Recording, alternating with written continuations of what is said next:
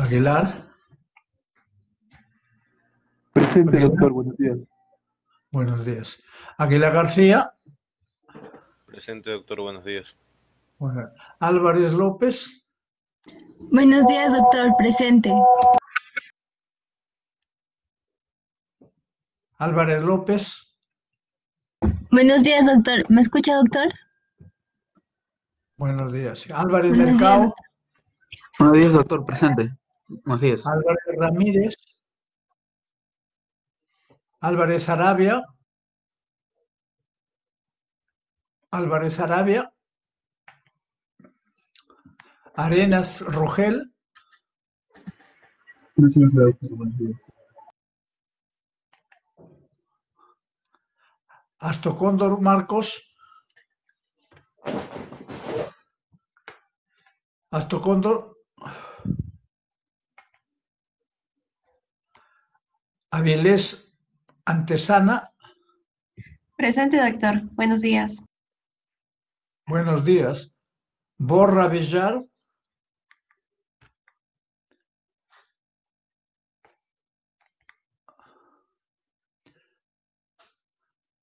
Kaira Rivera.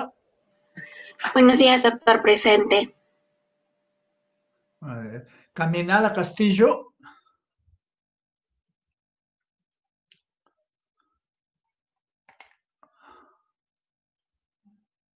Canchari Marroquín.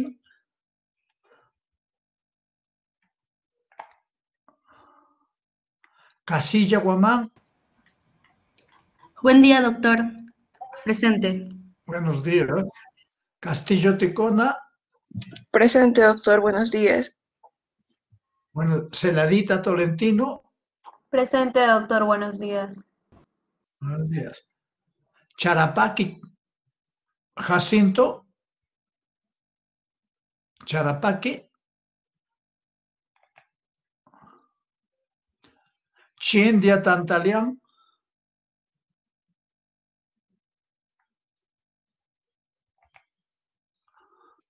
Croce Garcés. Presente, doctor, buenos días. Cutipa Quispe. Presente, doctor. Buenos días. Dávila González. Buen día, doctor. Presente. Buenos días. De la Gala Gordamino.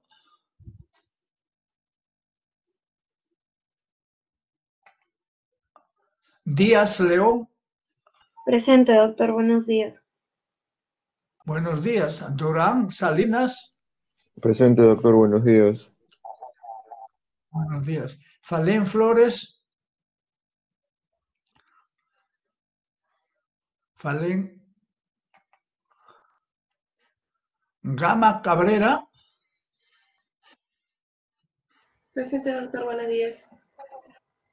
Buenos días. Garay Pérez. Presente, doctor, buenos días. Buenos días. González Aguilar. Presente, doctor, buenos días. Gutiérrez Pérez. Presente, doctor. Buenos días. Herrera Díaz. Herrera Díaz. Hidalgo Serrano.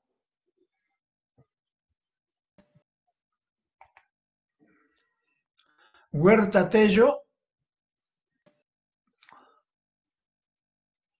Huerta. Jancachagua Chávez.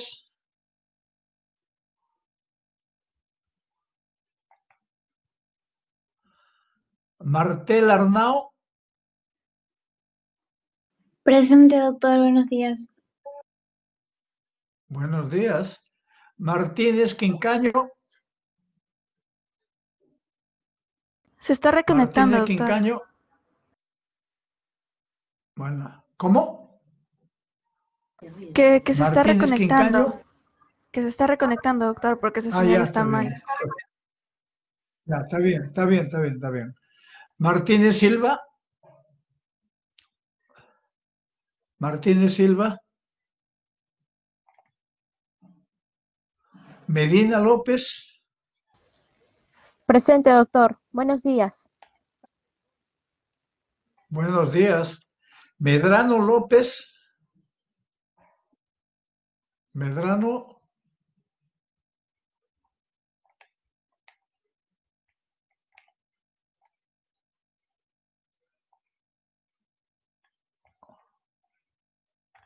Mejía Groner. Presente, doctor. Buenos días. Mendiola Romero. Presente, doctor, buenos días. Buenos días. Mendoza Gaspar. Presente, doctor. Mesarina Bisó. Presente, doctor, buenos días. Montoya Urrelo.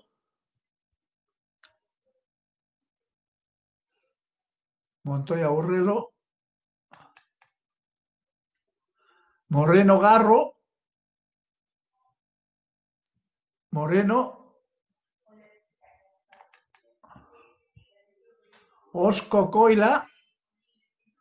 Presente, doctor. Buenos días. Buenos días. Pérez Tejada. Presente, doctor. Buenos días. Pérez. Presente, doctor. Pérez Utani. Pérez Sutani, presente. Pérez Utani. Buenos días. Buenos días. Pineda Yamoca. Pineda presente, doctor. Buenos días. Buenos días. Ponce Amoretti. Ponce. Quispe Pereira.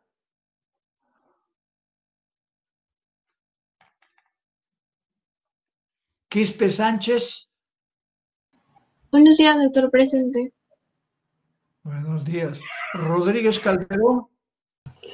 Presente, doctor. Buenos días. Buenos días. Samanés Yauris.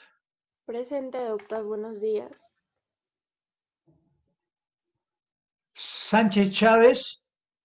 Presente, doctor. Buenos días. Buenos días. Sánchez Navarro. Presente, doctor. Buenos días. Buenos días. Sánchez Ortiz Melisa. Presente, doctor. Buenos días. Sánchez Ortiz. Buenos días. Sandoval Osorio. Presente, doctor, buenos días. Silvera Yactamiray. Presente, doctor. Buen día. Tarazona Vega. Presente, doctor, buenos días. Torres Campos. Presente, doctor, buenos días. Torres Negrini. Presente, doctor, buenos días. Torres Ocón. Presente, doctor. Buenos días. Valer Riveros. Presente, doctor. Buenos días. Vázquez López. Vázquez López. Virú Nieto. Presente, doctor, buenos días. Buenos días. Iapo García. Presente, doctor, buenos días. Ya, bueno, pasar rápidamente nomás, pero esto. Álvarez Arabia. Presente, doctor. Astocóndor. Álvarez Arabia está. Ya. Sí, doctor. Astocóndor. Presente. Astocóndor presente, doctor. Astocóndor, ya está bien. Borra Villar. No está. Caminada Castillo. Canchari. Presente, doctor. Buenos días. Buenos días. Charapaqui. Chiendia Tantaleán. De la Gala Guardamino. Falén Flores. Presente, doctor. Buenos días.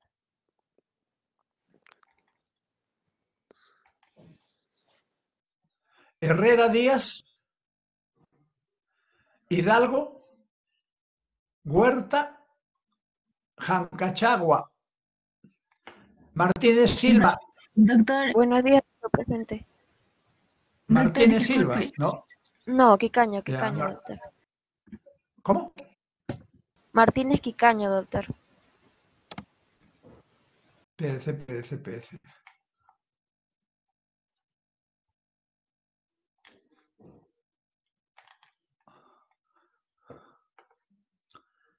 Herrera Díaz no está, ya.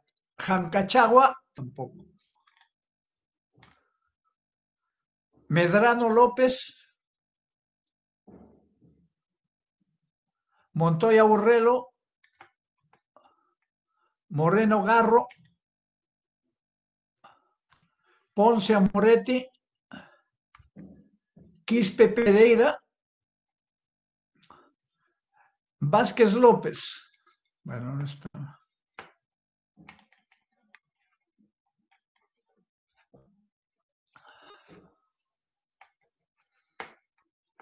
Bueno, hay mucha falta. Vamos a empezar la clase. Doctor, buenos días, doctor. Mi compañera Huerta sí Álvarez estaba Arabia, bueno, presente. voy a anotarlo. Solamente que cuando prendió su micro, se le lajeó totalmente su pantalla y no funcionaba ninguno de sus botones. Ya, por eso voy a anotarlo, no se preocupe. Está Chente bien, también ya lo pasé. Araceli. Canchare también. Ya. Martínez, Vanessa Martínez. Ya lo puse, pero de todas maneras. Ya. Martínez Quicaño. Ya, lógico, ya está todo anotado. Bueno, vamos a empezar la clase.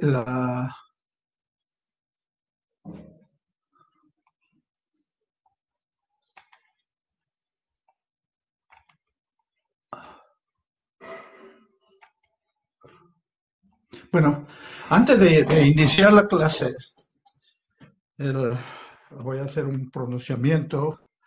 Ya ustedes han leído el comunicado. En realidad, todos los profesores del curso estamos muy indignados por la falta de respeto, por una falta muy grave cometida a una de sus compañeras. No puede ser. Nosotros nos solidarizamos, todos los profesores, nos solidarizamos con la alumna agredida. Además, esto tiene conocimiento ya todas las autoridades y están haciendo las investigaciones correspondientes para aplicar las medidas disciplinarias respectivas. Entonces, es una falta de respeto, es una falta grave, no puede ser. La promoción, la facultad, la universidad es nuestra segunda familia. Les digo por experiencia, nosotros nos reunimos en nuestra promoción cada año, después cada 5 años, y nos seguimos reuniendo después de algunas décadas. Siempre hemos respetado a las damas y siempre nos hemos respetado entre todos y seguimos respetando. Esa familia perdura. Por favor, respetémonos. Y creo que también es importante que él o los responsables, porque dentro de poco se va a saber porque se están haciendo las investigaciones persistentes, prácticamente tengan la valentía de decir, de adquirir su responsabilidad y de pedir perdón a la agraviada y a la familia. Por favor, respetémonos. Les invoco respeto a sus compañeros, a sus compañeras, respeto a sus compañeros, respeto a la clase, respeto a la promoción, respeto a la universidad y respeto a todo. Por favor, tenemos que tener la medicina, justamente, no es solamente un aspecto de conocimiento, es humanitaria. Y dentro de la humanidad está el respeto. Si no nos respetamos, ¿cómo vamos a poder progresar? Por favor. Nosotros invocamos a todos ustedes respeto a sus compañeras y a sus compañeros y a toda la universidad. Por favor. Bueno, vamos a empezar la clase. La verdad es que esto es bastante indignante Y nosotros nos solidarizamos con la alumna agredida y con la familia. Y dice, bueno, vamos a empezar la clase.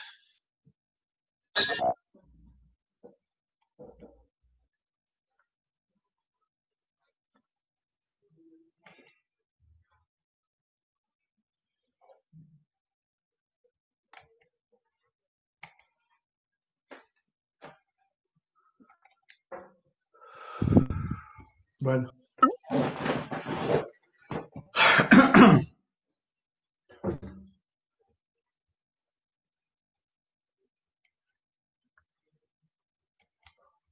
Los temas programados por ahora son los temas son estimulantes, o sea, la farmacología de la motilidad uterina, el primer tema, y el segundo tema es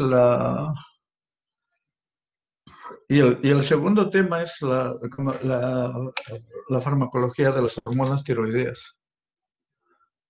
No se preocupe, yo voy a ver, al final veo los chats y yo los corrijo, no se preocupen. Lógicamente los que están dentro de esta hora, pero los que entran a las 9, 9:30 ya no, pues, lógicamente. No se preocupen por eso. Escríbanlo bien y yo lo voy a revisar al final para poder hacer las correcciones correspondientes. Y les digo también desde ahora, por favor, vean sus internet, vean sus máquinas y conéctense bien para que no tengan problemas en el examen, porque esta es responsabilidad también de uno.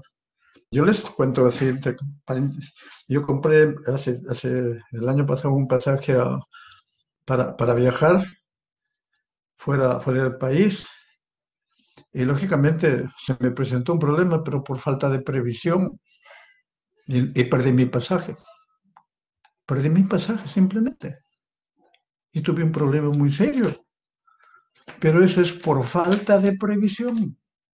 Por falta de previsión, uno tiene que prever todos los posibles. O sea, les pido desde ahora para que entren a clase también temprano, vean, verifiquen. Bueno, si se presenta algún problema ya en el momento, uno puede avisar, puede decir esto, como lo están haciendo algunos alumnos, y lo hacen. Tengo problema, ya está bien. Pero por favor. Bueno, ahora empezamos ya con relación al tema.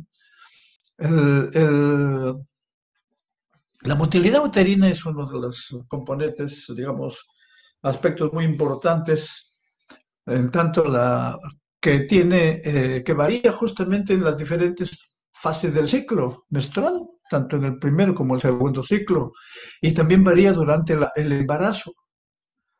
Lo que pasa es que hay células endometriales del fondo que actúan como marcapaso, pero esas células del fondo que actúan como marcapaso su actividad está regulada por las hormonas sexuales.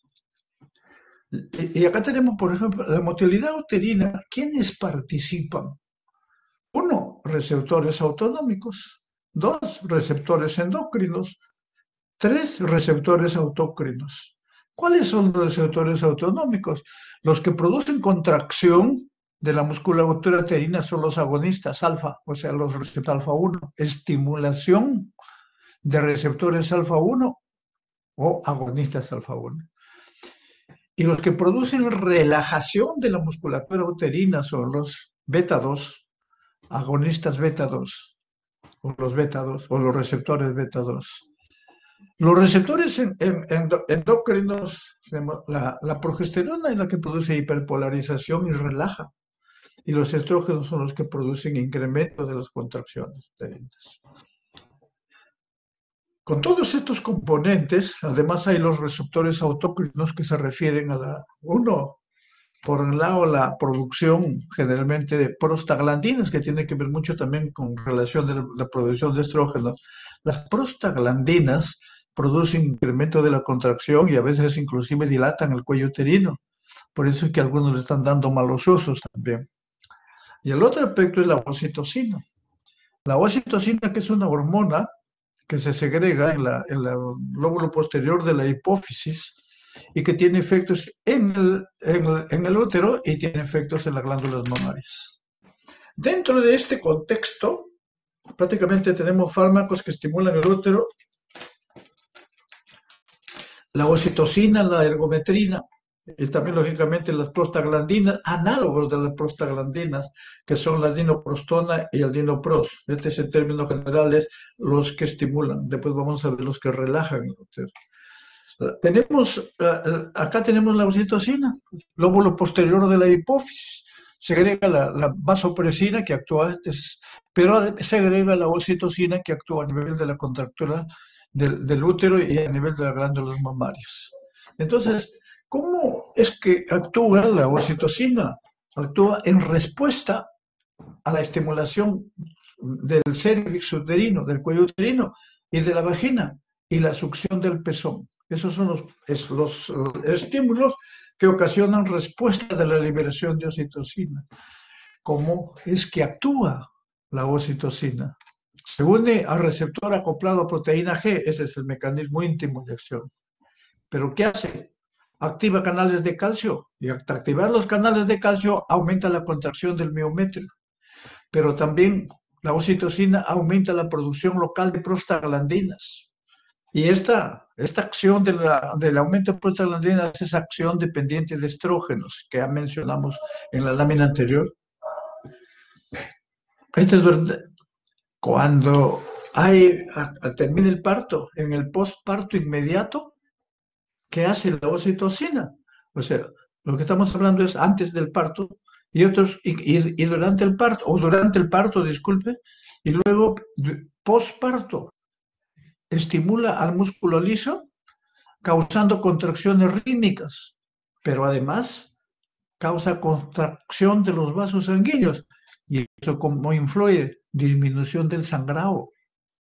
Entonces, de ahí las utilidades, de ahí cómo es lo que se utiliza para un parto, que vamos a ver luego. Puede contraer además de las células mioepiteliales perialveolares, o sea, también actúa a este nivel, favoreciendo la salida de la secreción láctea. La farmacocinética es generalmente la oxitocina se administra más por vía intramuscular, porque por vía oral no se absorbe, se destruye. Acá están las dosis. Se administra por infusión. Su distribución, generalmente metabolismo hepático, y también por la oxitocinasa placentaria. ¿Cuáles son las indicaciones terapéuticas en términos generales de la oxitocina y lo que se usa durante el trabajo parto? Inductor del trabajo de parto, que este es uno de los aspectos importantes.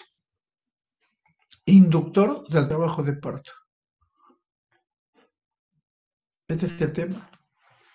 Lógicamente, cuando se utiliza oxitocina, a veces no se utiliza. Cuando hay rotura prematura de membranas, o sea, se rompió la fuente, dice, estoy hablando en criollo, rotura prematura de membranas sin contracciones uterinas, entonces hay que acelerar. Preeclampsia, embarazo prolongado también. La otra indicación es acentuación del trabajo de parto, o sea,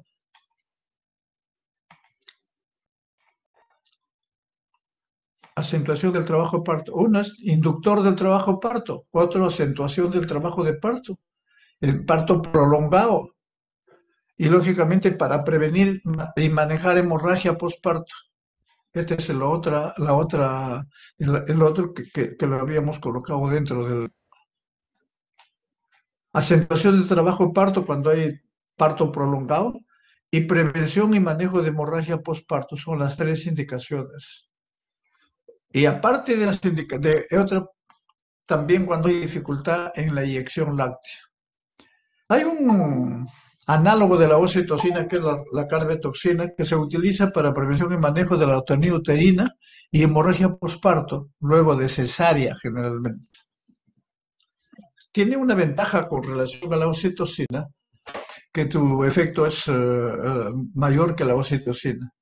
pero está contraindicado, lógicamente, pacientes hipertensos, con coagulopatías, con alteraciones renales, porque actúan también a ese nivel, y por otro lado, que producen vasoconstricción marcada. El otro grupo de fármacos que se utilizan como contractores para incrementar la contracción del músculo uterino son los alcaloides de la ergotamina. Entre ellos, lo que tenemos la ergonovina, la ergometrina, que los efectos son similares de todos, producen contracción directa de la musculatura lisouterina y vascular también, porque producen vasoconstricción también. Su mecanismo de acción no se conoce, pero algunos creen que actúa a nivel de receptores alfa, que dijimos los alfa-adrenérgicos producen contracción, como la ergotamina, alcaloide relacionado, y en parte a través de receptores de serotonina. La administración por diferentes vías, pero el uso es estrictamente prevención y tratamiento de la hemorragia postparto y posaborto debido a la uterina. Generalmente no se está utilizando mucho esto por las reacciones adversas. Se está utilizando más la oxitocina o los análogos. Y luego viene, este es el uso clínico de los alcaloides. Las reacciones adversas, al igual que los opioides que actúan a nivel de la zona quimiorreceptora gatillo en el bulbo, prácticamente los alcaloides del ergot también liberan dopamina, entonces, y pueden producir vómito. Producen vasoconstricción, espasmo coronario y causa de angina, por eso es la razón que no se usa. Tiene interacciones con dopamina. La dopamina es un estimulante, incrementa la presión arterial o todo, luego actúa en receptores alfa, o sea, interacciones, actúa en receptores alfa, uno en dosis altas. Aumenta la actividad vasoconstrictora y con posibilidad de gangrena. Contraindicaciones. No debe emplearse por tiempo prolongado. Y no se debe usar en pacientes con enfermedades renales, hepáticas, cardíacas, enfermedad vascular periférica. Contraindicado en embarazo, trabajo de parto, o sea, este es para después, o sea, para evitar la hemorragia, amenaza de aborto, preeclampsia, etc. No se preocupen, yo lo voy a leer al final y les voy a corregir, pero ya no, pero yo leo los chats. También les aprovecho para mencionarles que les voy a agradecer que apaguen mientras escuchen la clase, apaguen su micro, porque a veces se escuchan ruidos, por favor, por favor.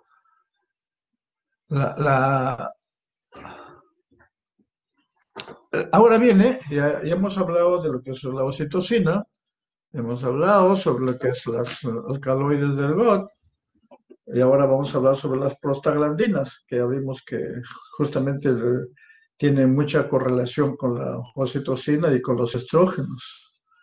Los análogos de la prostaglandina la PG1, que es el misoprostol, y los análogos pueden aplicarse por vía vaginal, cervical, oral, sublingual, rectal, todas las vías. Inclusive cuando se aplica por vía vaginal o cervical, su acción es mucho más, su potencia es mayor que cuando se aplica por vía oral. ¿Cómo es que produce la prostaglandina, produce la contracción? Regula el transporte de calcio, lógicamente, y por eso contrae el músculo uterino. Y el otro de los aspectos importantes es que controla la hemorragia postparto, reblandece el cuello uterino, y esto es lo que se utiliza a veces en parto prolongado. También la dilatación algunos lo utilizan, lo mal usan, un abuso para terminar embarazo. Embarazo me refiero para aborto, pero sí se usa para terminar embarazo, cuando ya, digamos, ya están en pleno trabajo o les falta, prácticamente hay una atonía, en esos momentos sí se puede utilizar, pero no como abortivo, definitivamente no, porque tiene, aparte de sus reacciones adversas, aparte de eso que no es ético y aparte de que no está aprobado para eso. Sí se usa en aborto frustro, lógicamente, feto muerto, retenido, molidatiforme. Inducción de trabajo, parto y maduración cervical, sí, este es el uso que se da. La farmacocinética de los análogos de prostaglandina aumentan el tono, su efecto máximo 26 minutos, se elimina por leche materna hasta 5 días después de la última dosis. Ya hemos mencionado que la vía vaginal tiene una biodisponibilidad mucho mayor que la vía oral. Tiene un metabolismo hepático y se elimina por orina. ¿Cuáles son las ventajas de las prostaglandinas, de los análogos de las prostaglandinas, de la PG1? Disminución de la morbimortalidad asociada a aborto. Algunos, cuando hay un aborto terapéutico, en vez de hacer un legrado, algunos prefieren usar las prostaglandinas con inhibidores de los progestágenos, que son la mifeprostona, lo asocian y han visto de que disminuyen la morbimortalidad en esos casos para abortos terapéuticos. Menor incidencia de inducciones, fatalidad en embarazo, fallidas en embarazo a término y reducción de cesáreas. Lógicamente, cuando demora, hay mucha atonía uterina y hay una prolongación del parto, la mayor parte de especialistas dicen cesárea. Pero esta es una alternativa, dar prostaglandinas. Y con las prostaglandinas prácticamente relajan el cuello uterino, y incrementan las contracciones y disminuyen el riesgo de cesáreas. El uso es restringido porque como abortivo, por ser considerado como abortivo, el uso restringido, pero como abortivo no está indicado abortivo, solamente caso de aborto terapéutico, que es que eso se realiza por junta médica inclusive. La Federación Latinoamericana y las sociedades de ginecología y obstetricia dan las siguientes indicaciones: inducción del trabajo parto, interrupción del embarazo con feto muerto, tratamiento de aborto incompleto, prevención y manejo de la hemorragia posparto. Estas son las indicaciones de la Federación Latinoamericana y las sociedades de ginecología obstetricia. Las reacciones adversas de la prostaglandina, que vamos a ver de parte de las diarrea, dolor abdominal,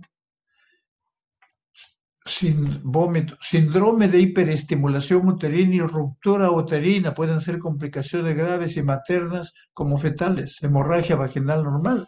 Esto no es tan infrecuente, por eso es que no se puede usar. Se usa, lógicamente, ya pero para usar como abortivo es el problema.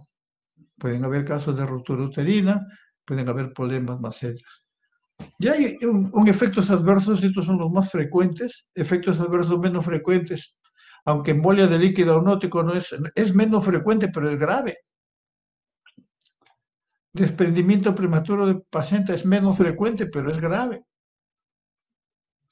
Lo mismo esto, teratogénico, menos del 1% de fetos puestos, pero, o sea, todos son graves. Lo que pasa, la diferencia es que unos son más frecuentes, estos son más frecuentes, estos son menos frecuentes. Y luego tenemos en este lado los análogos de la prostaglandina, que son la prostaglandina G2, F-alfa, la PG2-alfa, el carboplastrometamina, el dinoprostrometamina, que es prostaglandina F2-alfa. Se utiliza solo para uso hospitalario y administración intramuscular. Y su indicación principal es para hemorragia postparto. Luego vienen los otros, los relajantes uterinos o tocolíticos. Ahora vienen los relajantes uterinos. Y vemos acá todos los grupos. Uno, agonistas beta-2 adrenérgicos, que ya lo hemos visto desde el primer capítulo. Bloqueadores de canolas de calcio. 2, sulfato de magnesio. 3, antiinflamatorios no esteroideos, que es uno de los fármacos que se utilizan como relajante, pero lógicamente tienen sus indicaciones, son solamente hasta las 32 semanas de embarazo, no es después, no pueden producir otros aspectos que vamos a ver posteriormente. Y los antagonistas de oxitocina,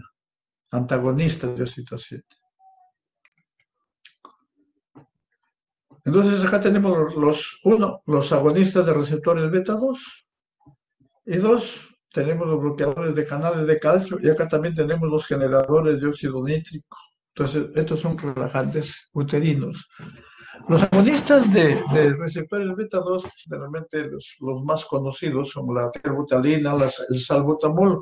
Sin embargo, no han mostrado efectividad en varios metaanálisis en reducir la morbilidad y la mortalidad perinatal. O sea, no han reducido efectividad. Que eso es, lo que pasa es que cuando hay estudios, uno dice, bueno, prolonga el parto un poco, pero la idea, lo que le llaman los outcomes duros, o sea, lo que nos interesa es que reduzca la morbimortalidad perinatal, que eso es importante, porque puede prolongar, pero no altera la morbimortalidad perinatal, a pesar de lograr retardo en el nacimiento, por lo que se cuestiona su uso para tal indicación. El único agente aprobado como tocolítico aprobado por la FDA, un agonista de receptor beta-2 es la ritodrina. Creo que esa es la que se utiliza en la actualidad, más que el salbutamol, la terbutalina que se utilizaba mucho, porque hemos visto estos estudios. Los estudios de metaanálisis, ya ustedes conocen, los estudios de metaanálisis son estudios de los ensayos clínicos, o sea, reúnen 30, 40, 100, bueno, cantidad de ensayos clínicos y hacen sus criterios de selección y al final sacan conclusiones. O sea, son estudios clínicos, pero estudios de los ensayos clínicos. Y eso, y luego de eso viene la revisión de sistemáticas. Entonces, un estudio de metaanálisis tiene bastante credibilidad y, digamos, no solo credibilidad, sino tiene valor terapéutico, A veces más valor que lo que tiene un simple ensayo clínico. Entonces, por eso es importante lo que estamos diciendo. En segundo lugar, tenemos lo que son los bloqueadores de canales los que son bloqueadores de canales de calcio. El nifedipino. ¿Qué hace el nifedipino? Disminuye la cantidad de calcio intracelular y la relaja el músculo. Lógicamente, todos actúan a nivel del calcio. Retarda el nacimiento hasta 7 días con disminución de riesgo relativo. O sea, esto es importante. El nifedipino es el que se usa en la actualidad. Algunos son de elección en algunos hospitales.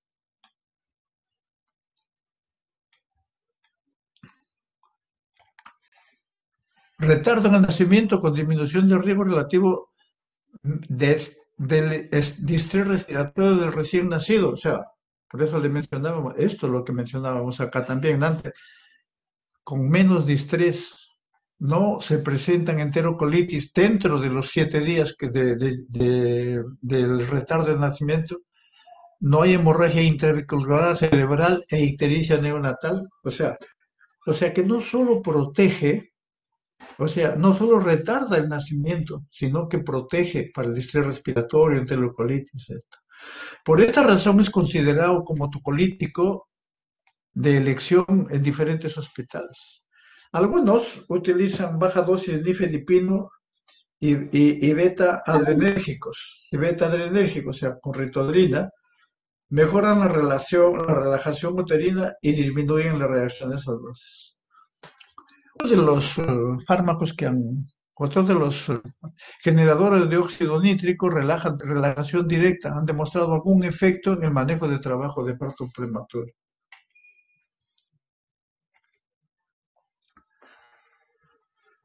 Otro de los que ya mencionamos, sobre todo políticos, el sulfato de magnesio ejerce su acción en el útero a través de la hiperpolarización de la membrana, reduciendo el ingreso de calcio. Todo tiene que ver con el calcio, a la altura, a la célula durante la despolarización. Pero, al igual que hemos visto con los agonistas beta 2, pero terbutalina y salbutamol, metaanálisis de esto, metaanálisis no han demostrado prolongación del embarazo ni reducción de la muerte y mortalidad neonatales, por lo que no existe evidencia suficiente como tocolítico del sulfato de magnesio. Pero se ha evidenciado un beneficio neuroprotector de su uso en eminencias de parto prematuro al disminuir la incidencia de parálisis cerebral neonatal por más de 48 horas. Bueno, este es uno de los aspectos que mantienen riesgo-beneficio. Ahora vemos los AINES, que son generalmente los inhibidores del ciclo oxigenasa, que son los AINES, especialmente los no selectivos, porque los no selectivos son los que actúan inclusive disminuyendo las prostaglandinas, etc. Disminuyen el riesgo de parto pretérmino al prolongar, mire cuánto prolongan, hasta 3 semanas y medias del embarazo y aumentar hasta 716 gramos el peso final del recién nacido. Esto es importante. Los inhibidores de ciclo oxigenasa no selectivos. Se considera terapia de primera elección en casos de amenaza y trabajo de parto a pretérmino con embarazo menores a 32 semanas. ¿Qué significa esto? Si la paciente tiene 32 semanas o menos de gestación y hay contracturas, con 32 semanas prácticamente no me va a salir un feto formado con bajo peso y tiene problemas respiratorios, todos los problemas que hemos mencionado. En ese contexto puedo administrar antes de las 32 semanas o 32 semanas los antiinflamatorios no esteroideos. Y lógicamente, primera elección, y protegen todo. Cuando yo doy después de las 32 semanas, hay cierre, es la reacción adversa, cierre del conducto arterioso, hipertensión pulmonar fetal, enterocolitis, hemorragia intraventricular, o sea, esto antes de las 32 semanas. Después de las 32 semanas tiene todos los riesgos necesarios. Entonces, pero ya hemos visto los fármacos que se pueden utilizar, los bloqueadores de canales de calcio, uno, y lo otro, los agonistas beta 2. Y luego hay lo que se llama los antagonistas de receptores de oxitocina, atosiban, bloqueo competitivo con receptor de oxitocina, se administra por vía venosa, menor incidencia de reacciones adversas que con la oxitocina, pero logra prolongar el embarazo, también reducir el síndrome de estrés respiratorio, disminuir la mortalidad neonatal. Aunque hay estudios que han puesto en duda los beneficios por lo que la FDA no ha aprobado su uso. Pero esta es una alternativa también. Y por último tenemos la progesterona. Suprime el contractor uterino al inhibir la producción de citoquinas proinflamatorias y retrasa la maduración del cervix. Se utiliza en prevención de parto pretérmino en pacientes con riesgo elevado. Lo que se administra es la 17-alfa hidroxiprogesterona por vía intramuscular en algunos casos. Y con eso estamos terminando el primer tema. Ahora vamos a pasar al segundo tema.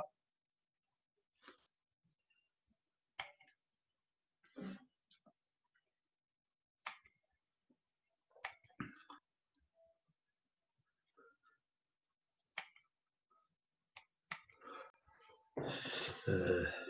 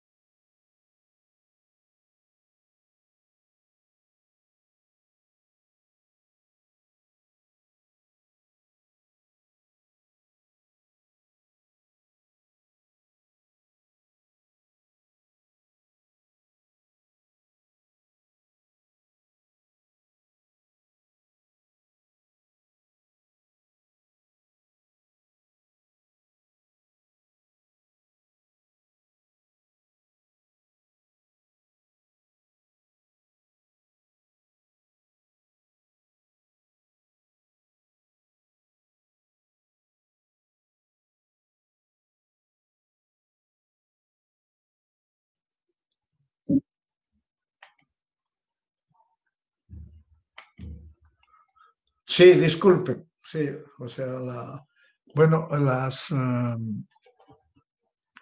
hormonas tiroideas, la triodotironina, la tetraiodotironina, que son esenciales para el crecimiento y desarrollo normal del sistema nervioso central y control del metabolismo energético y a nivel cardiovascular también. Y existe un mecanismo de retroalimentación con la TSH. También hay otra hormona que se libera de las células parafoliculares que interviene en la regulación del calcio, que eso lo vamos a ver en la próxima semana, en la próxima clase. Acá tenemos la TSH, o sea, primero la hormona liberadora de la tirotrofina, después tenemos la tirotrofina, la TSH, que estimula la producción por la tiroides de la T3 y de la T4. Esa T3 y T4 son liberadas y lógicamente a la circulación y estos actúan como un feedback hacia la TSH disminuyendo la producción. Es un balance. Pero además la T3 y la T4 se metabolizan a nivel hepático y a nivel renal también.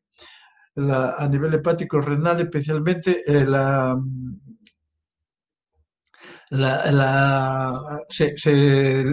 se transforma la T4 en T3 y por otro lado la T4 y la T3 también se metabolizan, o sea, se unen, se conjugan con ácido glucurónico, se conjugan con sulfatos y van a producir productos que van a entrar al intestino y en el intestino sufren hidrólisis y nuevamente van a reabsorberse a la circulación general.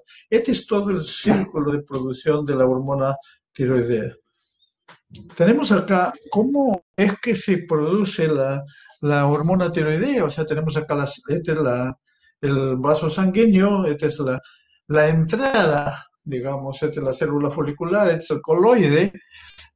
La entrada es a nivel o sea, este es por un transporte activo del sodio, la entrada del yodo. El yodo es transportado por una pendrina, que es este yodo, llega al folículo al folículo para poder oxidarse. El yodo tiene que oxidarse y se oxida gracias a una peroxidasa y gracias a los restos de tiroglobulina que se han formado. Luego se conjugan estos y hay una endocitosis de los residuos de tiroglobulina, se unen moléculas de dos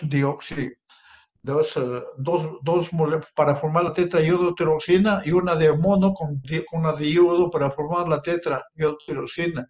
Entran a la célula folicular, se forma la tiroxina y la triodo. Esto forma lo que se llama oxidación, organificación y acoplamiento. Luego hay una liberación de la tiroxina, la hidroiodotironina y luego hay una hidrólisis. Este es en términos generales. Luego vamos a ver acá ya una descripción de lo que acabamos de ver, pero con algo adicional, con un poquito más en profundidad. El primer tema es el transporte del yodo a la tiroides, que ya hemos visto la entrada, llegado al transporte de sodio, que es una dependiente de energía, que es saturable y requiere metabolismo oxidativo. Lo otro es la iodinación de la tiroxina, que hemos visto que pasa a la superficie apical, donde se transporta por una pendrina a vesículas exocitóxicas, o sea, que viene la oxidación del yodo con residuos y la unión covalente a residuos de tirosina, de tiroglobulina, con formación de tirosinas. Entonces, bueno, viene la otra, o sea, uno es la iodinación, viene el acoplamiento. Entonces, esto es importante porque ustedes pueden intervenir en caso de hipertiroidismo a este nivel, pueden intervenir en la iodinación y pueden intervenir en el acoplamiento y después en la liberación. Entonces, el acoplamiento, el T4 es formado por el acoplamiento de dos residuos de tirosina y el T3 por uno de mono y dos de iodotirosina. Entonces, transporte, iodinación y acoplamiento. La síntesis de hormonas tiroideas, lógicamente, La tiroglobulina es sintetizada y glicolizada en el retículo endoplásmico, y luego incorporada a las células exocitósicas. Solamente son los tejidos iodinados de tirosina y acoplados que forman los T4, o sea, solamente los residuos de tirosina y los que están iodinados. Entonces viene luego la endocitosis de coloide y liberación de hormonas. Para liberar T4 y T3 es resolvida en el líquido folicular en forma de gotas. Las gotas se funden con los lisosomas para formar ocipotosomas, en donde la tiroglobulina es hidrolizada a T4 y T3. Es lo que hemos visto también en la lámina anterior. Por otro lado, existe otro factor también, que es la reciclación del yodo. Las iodotirosinas liberadas son deionidadas y recicladas para síntesis de hormona tiroidea. La secreción de tiroglobulina es 100 miligramos de tiroglobulina es liberada al día. Una fracción puede ser hidrolizada a 100 microgramos de T4 y se libera cada día. Hay un aspecto muy importante en esto, es la producción de extracto de extratiroidea de T3. La T3 es la que tiene la actividad y tiene la información genética para todas las funciones. La T3 con mayor potencia que la T4. Y lógicamente la T3, el 80% de T3 producido por la deionización de T4 en tejido extratiroideo, o en el hígado, en los riñones y en otros tejidos. El hígado y riñones tienen bastante actividad de ionidasa y con la mayor fuente de T3. Entonces es importante esto, la T3. Ambas hormonas son unidas a globulinas, o sea, se unen a la tiroglobulina, a la transtiterina o a la albúmina. Otro de los aspectos importantes es que la T3 ocupa un receptor nuclear específico que media la acción fisiológica de la hormona tiroidea, mucho más potente. Y dirán, bueno, ¿y por qué teóricamente cuando hay hipotiroidismo no se administra T3 sino se administra T4? A veces se administra T3, pero ¿por qué no se administra T4? Lógicamente la T3 es la que tiene acción. ¿Por qué no se administra T3 y por qué se administra T4? Porque hemos visto que la T4 tiene un polo y se transforma en T3, salvo en cuestiones de emergencia, en un mixedema, por ejemplo, ahí se da la triodotironina, pero también se da la levotiroxina. El yodo de la economía es esencial para la función tiroidea. Los alimentos que contienen son generalmente alimentos de mar, son comidas de mar y algunos vegetales. La sal de mar contiene algo de yodo. El yodo de la dieta es absorbido como yodado y se distribuye en el fluido y luego es transportado a la tiroides. Acá tienen las cantidades diarias recomendadas que son diferentes en los infantes, en los niños, en los adolescentes, en adultos. Deficiencias hay cuando entre 50 y 90, moderada y severa, que es la que se debe evitar. La deficiencia de yodo en infantes da lugar a retardo mental y crecimiento. Entonces, las dosis recomendadas es fundamental el yodo. El metabolismo de la hormona tiroidea, la producción de T4, es de 80 a 100 microgramos por día. Es el pool extracelular. El pool tiene hasta 1000 microgramos, pero se degrada 10% al día.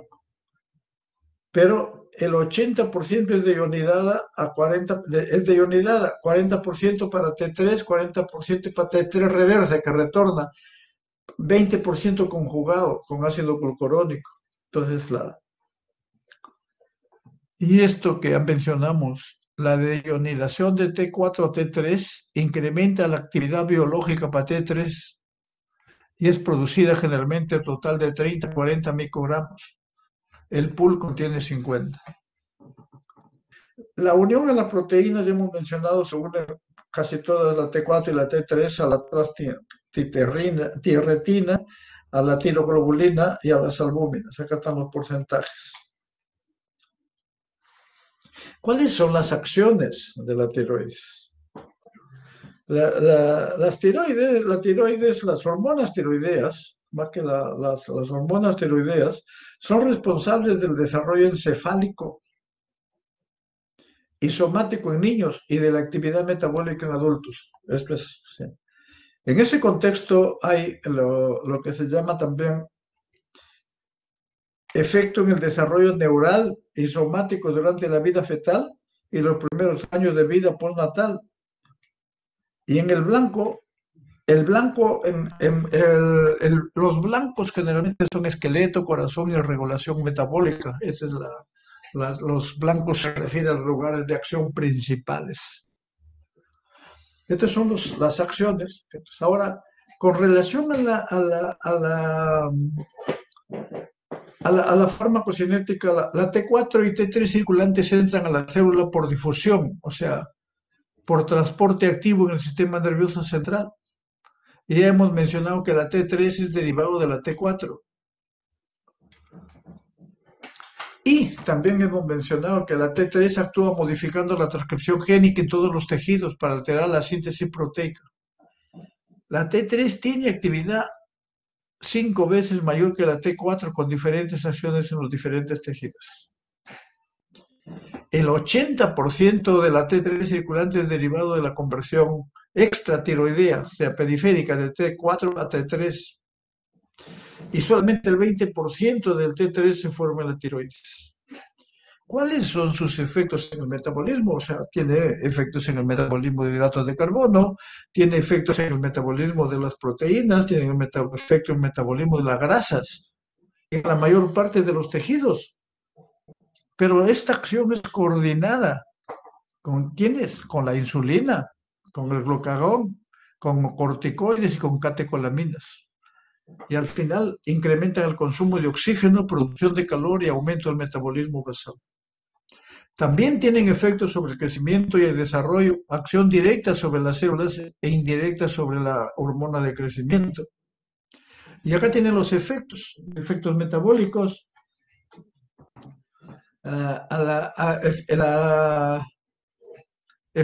aumento del consumo de oxígeno, de la producción de calor, efectos cardiovasculares e inotropo y cronotropo positivo, efectos simpáticos también, efectos pulmonares, gastrointestinales, aumenta la motilidad intestinal, y efectos hematológicos, aumenta la demanda de oxígeno en el hipertiroidismo, aumenta la producción de eritropoyetina. Esos son los efectos de las hormonas tiroideas. Lo otro es efectos esqueléticos, aumento del remodelado, con predominio de la resorción, o sea, las hormonas tiroideas, y aumenta la calcemia y la calciuria, excreción de marcadores de resorción ósea. Si aumenta la resorción, la posibilidad de osteoporosis. Efectos neuromusculares.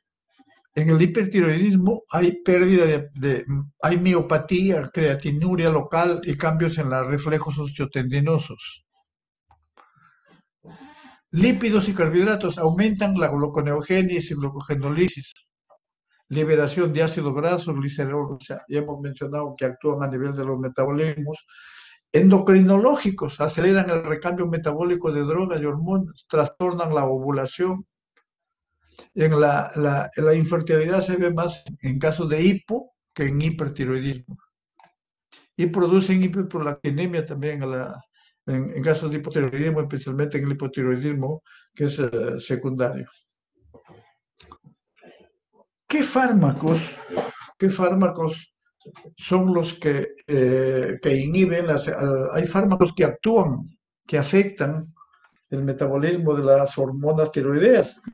Y otros fármacos que van desde arriba, desde la TSH, inhiben la liberación de TSH, por lo tanto no se va a producir las hormonas. La dobutamina, dopamina, ocreotides, sarotenos, levodopa, corticoides y metformina inhiben la secreción. Fármacos que contienen yodo pueden producir o hipo o hiper dependiendo de la cantidad, y otros son los que contienen yodo. Fármacos que incrementan el metabolismo, los inductores enzimáticos, fenobarbital, fenitoína, rifa, carbamazepina y imatinib. Y otro de los aspectos importantes, o sea, estos actúan a nivel del metabolismo, estos actúan a diferentes niveles que ya vamos a ver dónde actúan, fármacos que inhiben la secreción de TSH y por último los que intervienen con la absorción de T4. Esto, todos son importantes, pero esto es importante con la administración. Significa que si yo doy hormona tiroidea, o sea, la exógena, doy la levotiroxina, que es el tratamiento para hipotiroidismo. Si lo asocio con carbonato de calcio, que es un antiácido, colestiramina o colestipol, que son resinas de intercambio iónico, inhibidores de bomba de protones, como son antisecretorios del ácido clorhídrico, el esomeprazol, el omeprazol, el pantoprazol, o sales de fierro, o doy sertralina, que es un antidepresivo, raloxifeno, que es un modulador de digamos, estrógenos, sucralfato, antibióticos, y el raloxifeno, bueno, que lo vemos, y el café, por último, disminuye la absorción de la levotiroxina. Esta es una de las razones por las cuales cuando ustedes administran levotiroxina tienen que darle 1 hora antes de los alimentos y 1 hora antes o 2 horas antes de estos medicamentos. No puede tomarlo conjuntamente porque no se absorbe y no va a tener efecto. Hay interacciones en el transporte, incremento sin alteraciones de la TSH, o sea, no hay feedback en ese contexto, incremento de la tiroglobulina, los estrógenos, tamoxifeno, disminución de los andrógenos corticoides. Interacciones con el metabolismo, que ya lo vimos, metabolismo, inductores enzimáticos, incluyendo los inhibidores de la tiroxinquinasa. Hay efectos en la función tiroidea también, anticoagulación. Dosis mayores hay que dar en hipo y dosis menores en hiper. Hay intolerancia a la glucosa en hipertiroidismo y disminución de la insulina y la biotransformación en el hipotiroidismo. También intensifican los efectos sedantes y depresión respiratoria por sedantes y opioides en hipotiroidismo. Entonces, estas son las interacciones. Y acá tenemos esto lo van a ver más que todo en clínica. Sin embargo, cuando nosotros vemos un paciente y queremos evaluar función tiroidea, consideramos desde el punto de vista práctico, acá van a ver todas las pruebas de función tiroidea que se piden, y esto en la especialidad lo van a ver en completo, pero generalmente desde el punto de vista general se solicita la TSH1, lo otro es la T4 y la T3. Generalmente en el hipotiroidismo la T4 está disminuida, la T3 puede estar normal o bajo, pero la TSH está alta. En cambio, en el hipertiroidismo, la T4 está elevada, la T3 está elevada y la TSH está baja. Esa es la diferencia entre uno y otro. Y hay un hipotiroidismo, lo que se llamamos el hipotiroidismo subclínico, que generalmente se ve en personas de edad, o sea, sin síntomas, o síntomas que no son muy sugestivos. Solamente en esos casos lo que se ve a veces la T4 está normal, la T3 normal, pero la TSH está muy elevada. Y en esos casos es hipotiroidismo subclínico y hay que darle tratamiento. Acá tenemos las patologías, tenemos el hipotiroidismo, hay hipotiroidismo primario, hipotiroidismo secundario. El hipotiroidismo primario generalmente este es el más frecuente. Generalmente la tiroiditis de Hashimoto, que es una enfermedad autoinmune. Entonces es importante esto. Es la causa más frecuente de hipotiroidismo primario es la tiroiditis de Hashimoto. Entonces donde hay Vamos a ver que se diagnostica posteriormente. Luego viene el hipotiroidismo secundario. El hipotiroidismo secundario es por falla en la pituitaria.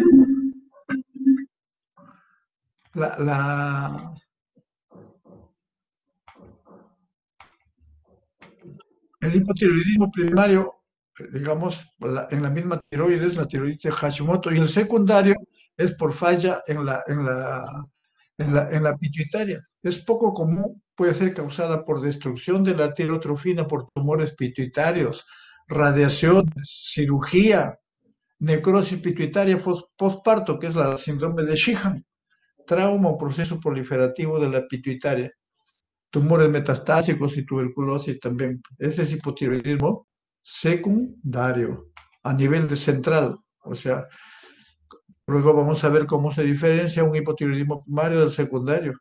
Y luego tenemos el hipotiroidismo, el iatrogénico. Generalmente el iatrogénico que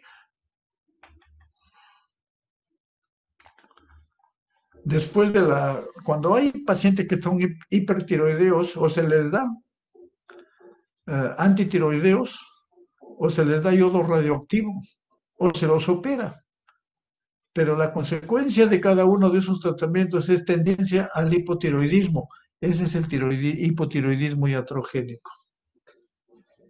El diagnóstico, generalmente, el TSH, en hipotiroidismo primario, el TSH está aumentado, ya hemos dicho, T4 disminuido y el T3 un rango normal. Pero hay anticuerpos antitiroideos, peroxidasa y antitiroglobulina, son usualmente elevados. Esto es lo que se hace el diagnóstico de una tiroiditis de Hashimoto especialmente. Cuando hay un hipotiroidismo, secundario, sospechen pacientes que disminuye T4 y también disminuye la TSH. Entonces, ese es un secundario, significa a nivel central. ¿Cuáles son los objetivos del tratamiento del hipotiroidismo? Restaurar las concentraciones tisulares, alivio sintomático, prevenir, sobre todo en los fetos, los recién nacidos, los niños, prevenir el déficit neurológico, normalización de la secreción de la tirostrofina, reducción del tamaño del bocio si está presente y evitar sobretratamiento, o sea, la tirotoxicosis iatrogénica también. La mayor parte de hormonas son mediados por la unión de hormonas a sus receptores, que estos son receptores llamados TRI, que son elementos de respuesta a la hormona tiroidea. Y acá tenemos algo que también ya mencionamos. La T3 tiene afinidad 10 veces más que la T4, lo que explica su mayor actividad biológica en la tiroidea. Entonces, el tratamiento del hipotiroidismo, el de primera elección siempre es la levotiroxina. Aparte de que es menos costosa y todo esto, y tiene menos reacciones adversas inclusive, porque porque la T3 es la forma activa biológicamente, pero la administración de levotiroxina da lugar a un pull y rápidamente se convierte en T3.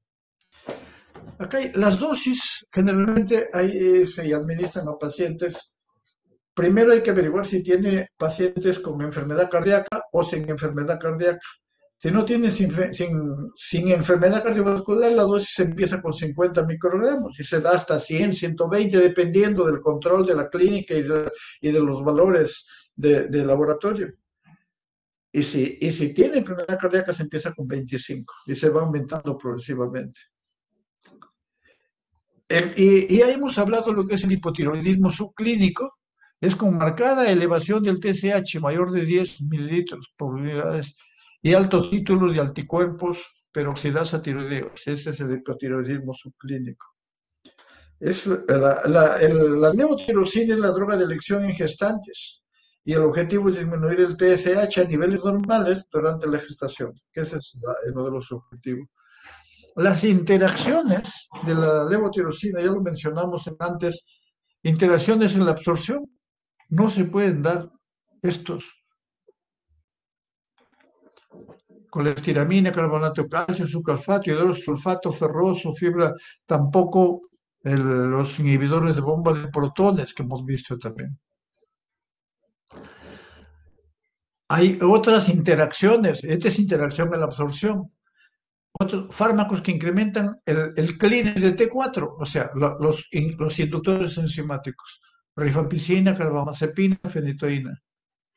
Hay otros fármacos, la deficiencia de selenio y amiodarona pueden bloquear la conversión de T4 a T3, o sea, estos son los que hay que tener cuidado en no dar estos fármacos para obtener un tratamiento adecuado. Y acá tienen hay tiroides de secado actualmente, y hay otros productos que son la liotironina, que es T3 sintética. Su potencia es uniforme, pero presenta efectos secundarios con mucha alta frecuencia, sobre todo cardíacos, alto costo, y no se puede monitorizar con test convencionales. Pero hay algunas otras combinaciones que combinan la T3 con la T4. Bueno, pero lo que se da, la de primera elección es la levotiroxina. Otro de los aspectos importantes es las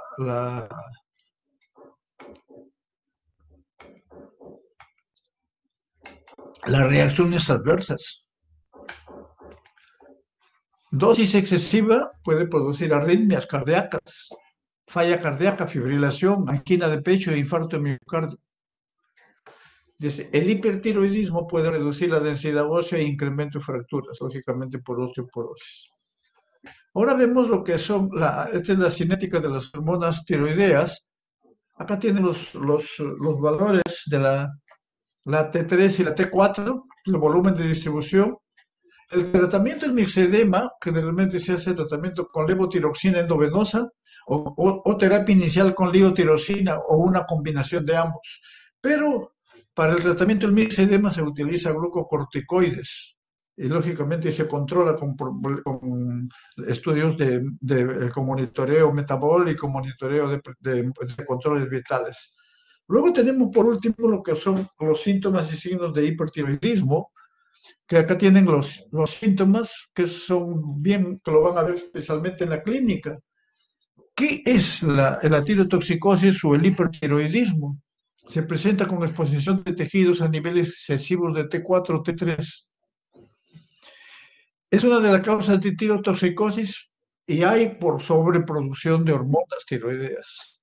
¿Cuáles son por qué hay sobreproducción de hormonas tiroideas? Uno, los tumores que secretan TSH liberan hormona activa que no responde al control con feedback, pueden secretar prolactina, hormona de crecimiento, amenorrea, galactorrea y signos de acromegalia, son tumores pituitarios, es uno que puede producir hipertiroidismo.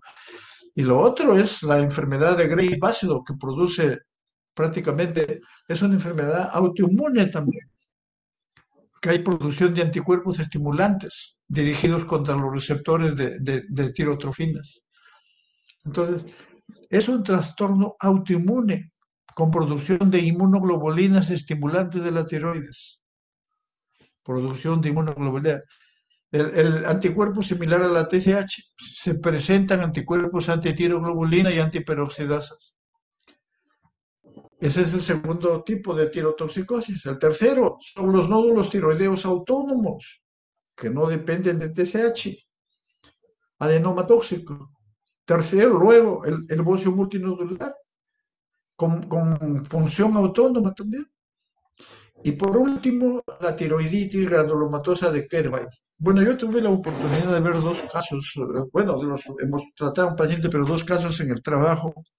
Uno de una chica que trabajaba con nosotros allá en el consultorio, que pidió un día permiso porque tenía un dolor intenso en la parte posterior del cuello y no le dejaba mover. Y dijo que, doctor, quiero que me dé permiso para ir al traumatólogo porque no puedo, no soporto. Entonces le dije, bueno, pero permítame, tome asiento y voy a examinarla y luego se va. Ya, doctor, lo examino y lo que tenía era una tiroiditis de Kervay, un dolor intenso en el cuello. Ya lo había visto, por eso dije que le voy a examinar. Le examiné el cuello y dolor. El otro caso fue de un médico, un infectólogo, que se hospitalizó por probable fiebre tifoidea, pero se fue a visitarnos al piso y cuando lo observo de frente, le digo, oye, a ver, mira de frente, levanta la cabeza y pasa saliva. Le digo, no es una fiebre tifoidea, es una tiroiditis de Kerrbay. Y luego pasó a la endocrinología, le diagnosticaron. Esto da también al inicio de hipertiroidismo. ¿Y cuál es el objetivo del tratamiento? Eliminar los excesos de hormonas tiroideas y minimizar síntomas. La terapia es individualizada. Acá tenemos ¿cuáles son la terapia? Son la no farmacológica, que es la remoción quirúrgica, y la terapia farmacológica, que es el metimazol, propiltiuracilo, yodo, yorrodenoctino y bloqueadores adrenérgicos.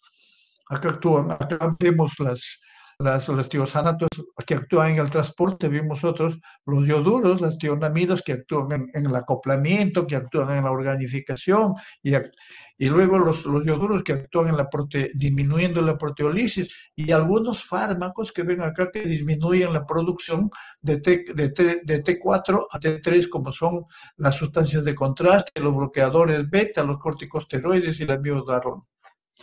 Y acá tenemos, en términos generales, los que actúan a nivel de la entrada, el perclorato, tiocianato y el pertecnetato, actúan a este nivel. Luego, las tionamidas, los ioduros a dosis elevadas, actúan sobre la peroxidasas a nivel del acoplamiento, a nivel de la oxidación y a nivel de la organificación. Y también los ioduros actúan en dosis elevadas, inhibiendo la liberación de T3-T4, o sea, la proteólisis, inhibiendo esto. Y algunos, el propiltiuracilo, inhibiendo la conversión de T4 a T3. Estos son los... Y acá tenemos, ya, para que ustedes lo revisen con más detenimiento, transporte activo ioduro, aniones, la iodidación, los que actúan en iodidación de tiroglobulina, reacciones de acoplamiento, liberación de la hormona, ya vimos, desonidación, excreción y acción hormonal. Todos los fármacos te lo van a revisar con un poquito más de detenimiento.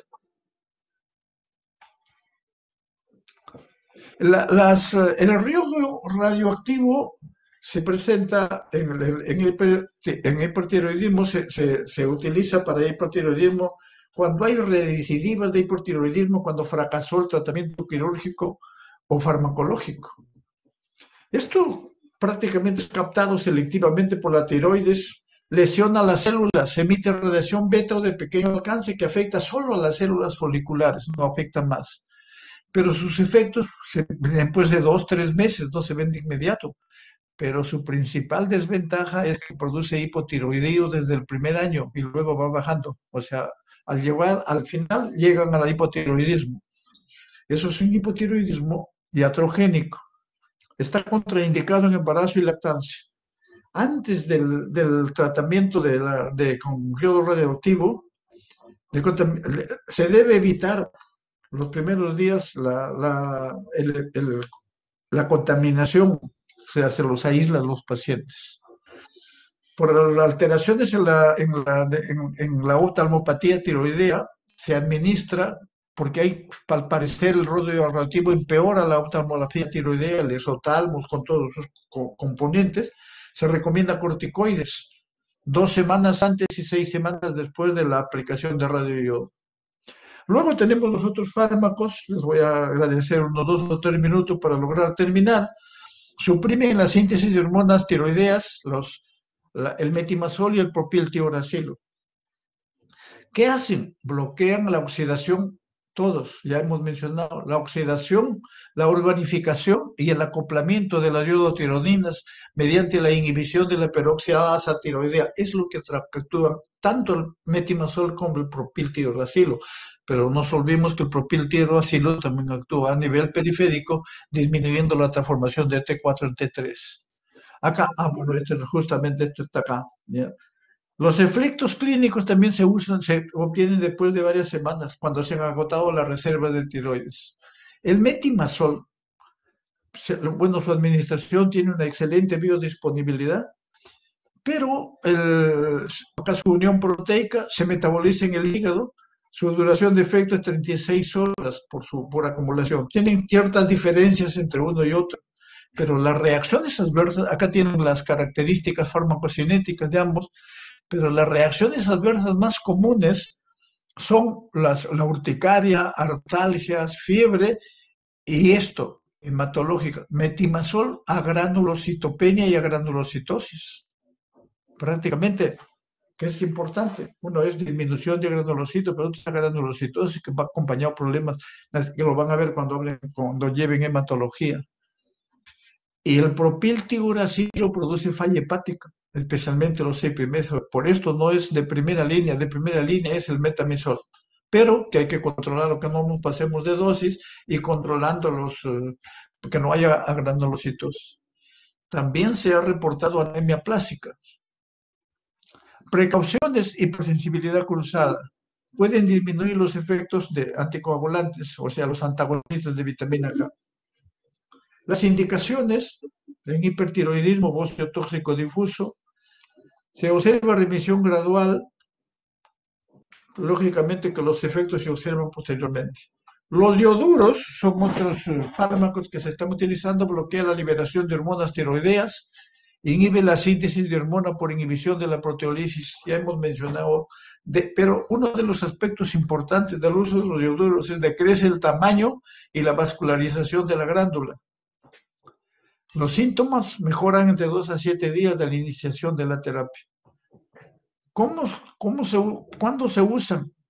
Como terapia adjunta para preparación de pacientes hipertiroideos, para los que se les va a practicar tiroidectomía. Se los prepara con yodo primero, 7 a 14 días antes, para inhibir rápidamente la liberación de hormona tiroidea y alcanzar el estado tiroideo. También se utiliza la solución saturada de yoduro y potasio.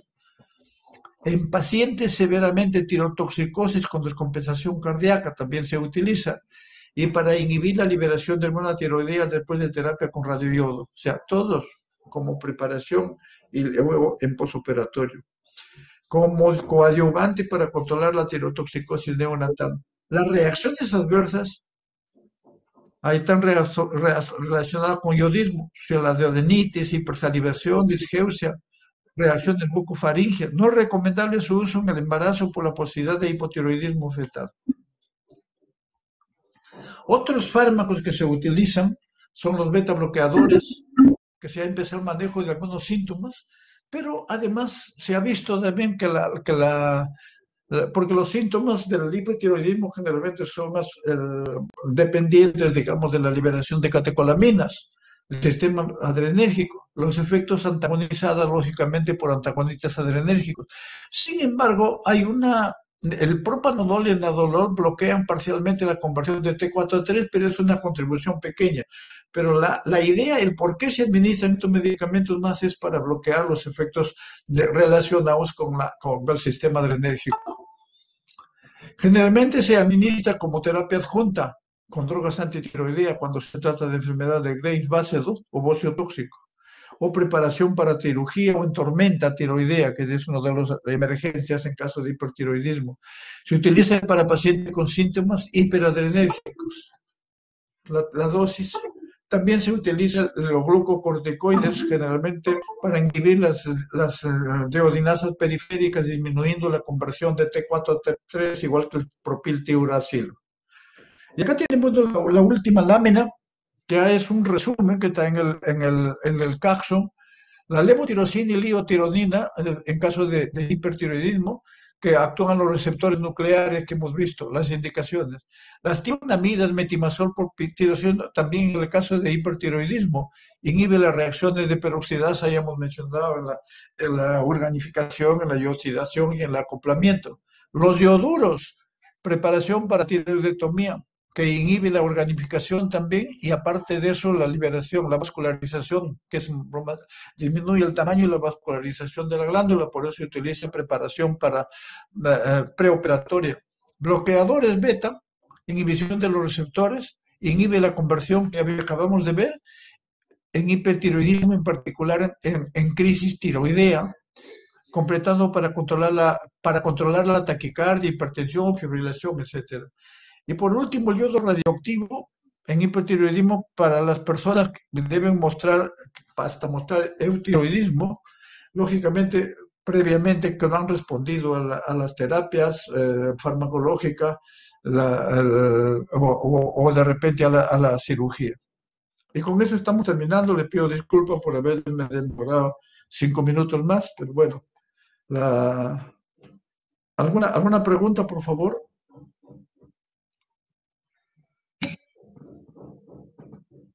Bueno, si no hay, voy a tomar lista de los que han llegado tarde y lógicamente vamos a dar Silvera.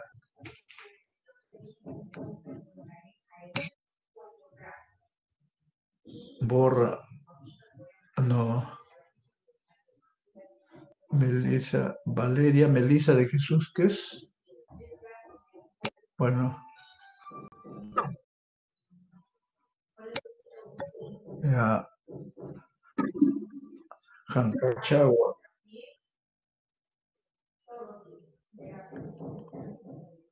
Herrera. Herrera Hidalgo. Ya. Caminada Castillo.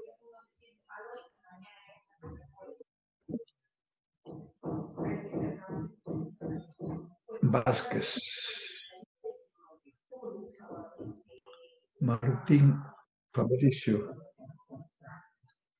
Pero es tardanza, porque si no, no puede pasar al final. Bueno, Álvarez Ramírez. Ya, yo voy a corregir y con eso estamos terminando. Melissa, Valeria Melissa de Jesús, su apellido es. Valeria Melissa de Jesús. No, es Quispe Pereira.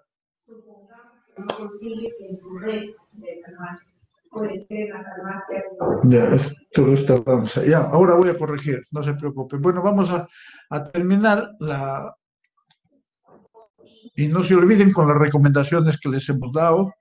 En realidad nos hemos sentido estamos bastante preocupados y nos ha chocado bastante la actitud